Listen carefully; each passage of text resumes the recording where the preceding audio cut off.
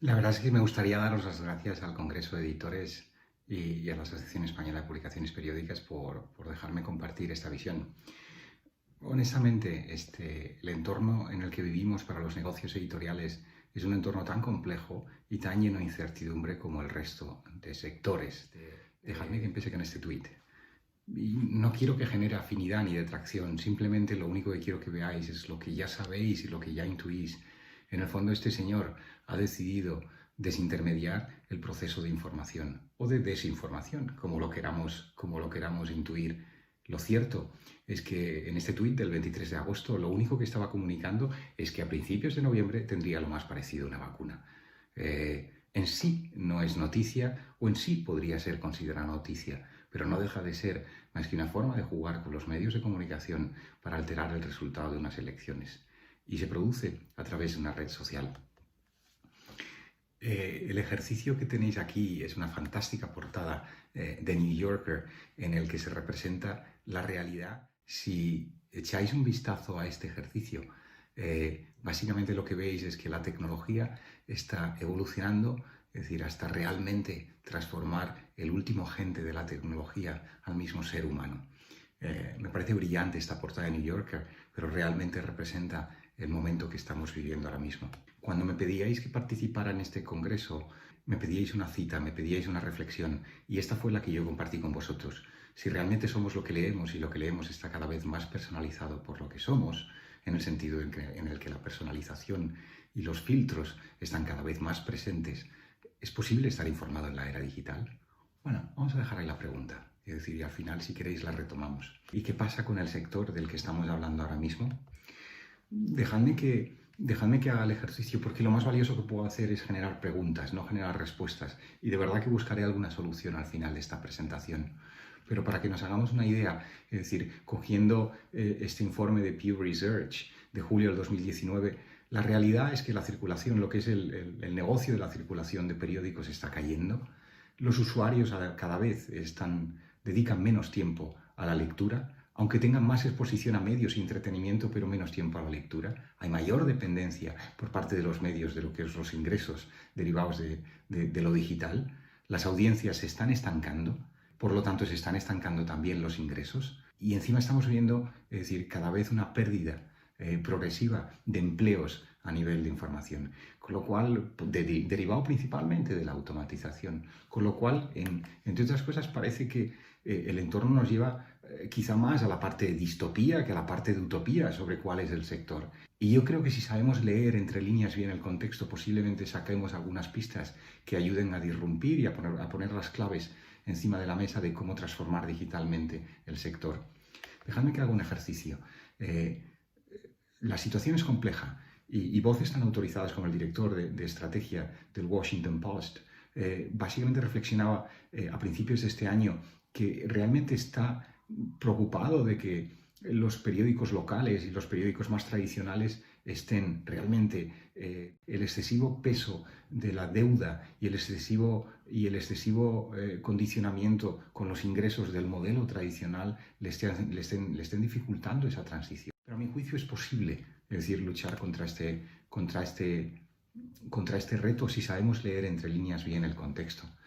El contexto, a mi juicio, tiene una serie de vectores que lo marcan y que quizás serían los que habría que no solucionar, pero simplemente confrontar y buscar oportunidades dentro de cada uno de ellos. El primero es la dependencia excesiva del dato de cualquier negocio. Esto es común y transversal a todos los negocios.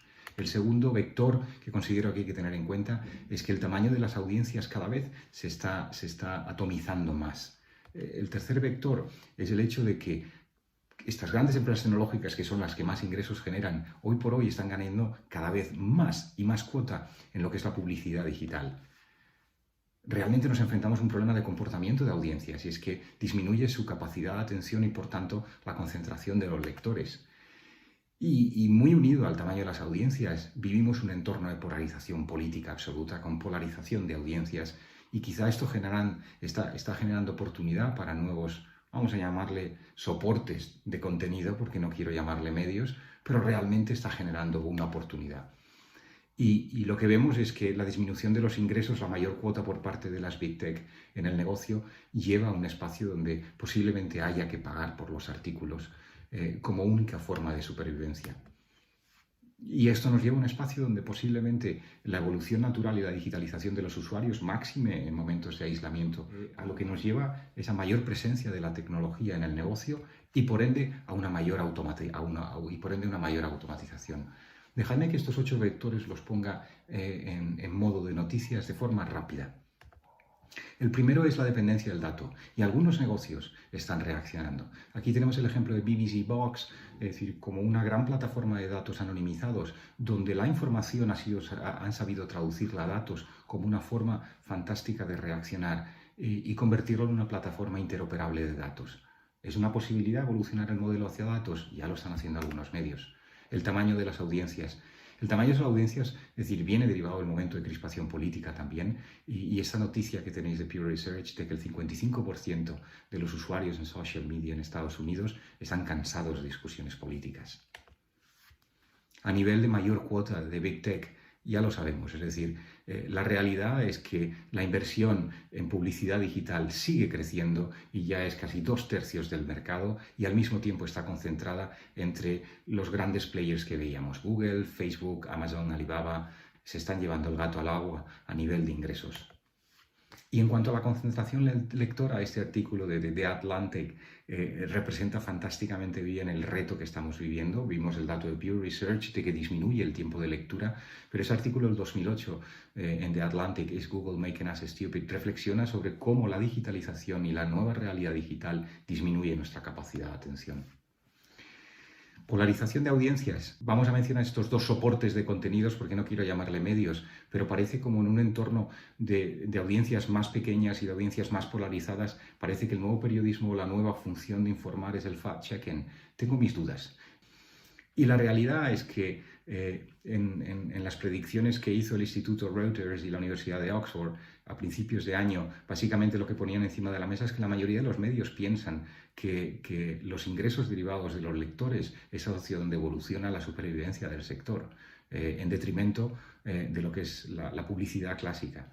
En cuanto a presencia tecnológica, pues mira, desde el 2013 que se anunció a Jeff Bezos, es el propietario de Washington Post, los protocolos de adaptación de los contenidos a móviles han sido la maniobra de Google de intervenir y de reducir lo que es el tráfico directo hacia los activos que soportan las noticias, los medios digitales. Esta realidad es compleja y la presencia tecnológica y la presencia de las grandes tecnológicas en el sector es cada vez mayor. Y en cuanto a automatización, traigo 3 ejemplos, es decir, uno es de Washington Post, otro es de BBC y otro es de New York Times. Los ejemplos que tenéis son ejercicios que desde 2015 se vienen desarrollando para lo que es automatizar la función de informar. Y no quiero llamarle periodismo de datos porque seguro que a alguno no os gusta, pero no deja de ser más que transformar el dato en información, ya sea por la vía de permitir la investigación y facilitarla, ya sea por la vía de generar soportes temáticos por taxonomías de información o ya sea por la vía de utilizar metadatos para luchar contra la desinformación. Con lo cual, para resumir, si estamos en un entorno de distopía o utopía, yo creo que depende de cada uno de los observadores. Este es mi juicio personal, pero tiene el valor que tiene. Es decir, no deja de ser más que mi opinión. A mi juicio, yo creo que la dependencia del dato es positiva si sabemos utilizarla bien y reconducir el negocio, la automatización también, porque puede generar líneas de ingresos y líneas de eficiencia en costes.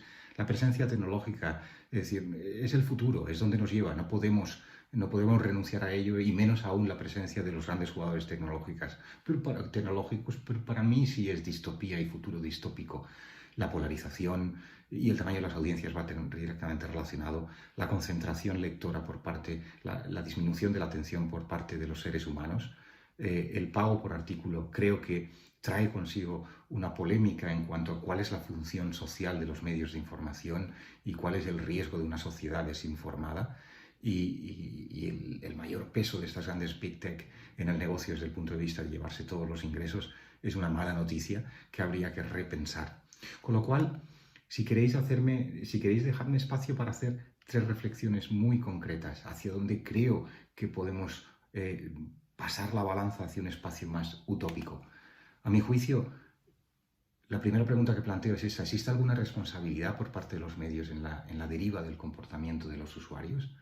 Y aquí pongo encima de la mesa cómo podemos enfocar, cuál es el framing de las noticias desde el punto de vista de crear crispación y desconexión sobre los medios tradicionales.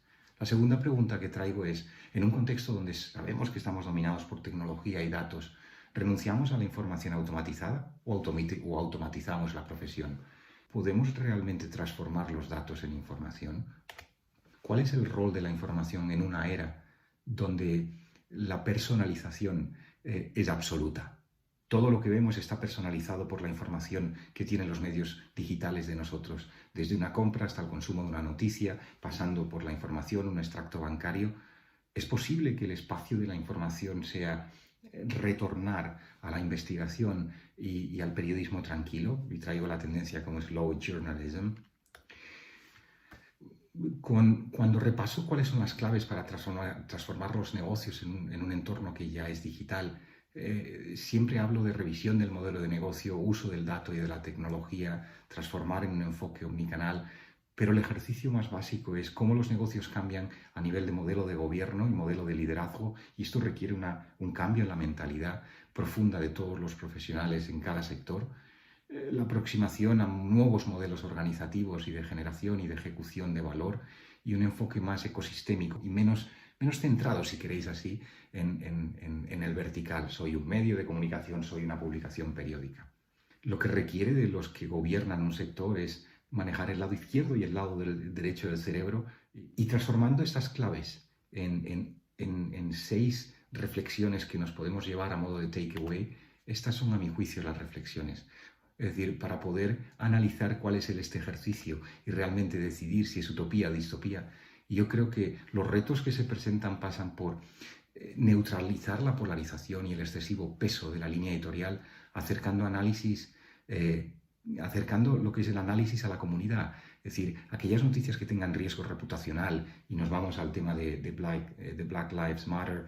Es decir, ¿es posible utilizar a la comunidad como parte o como agente de opinión en la noticia?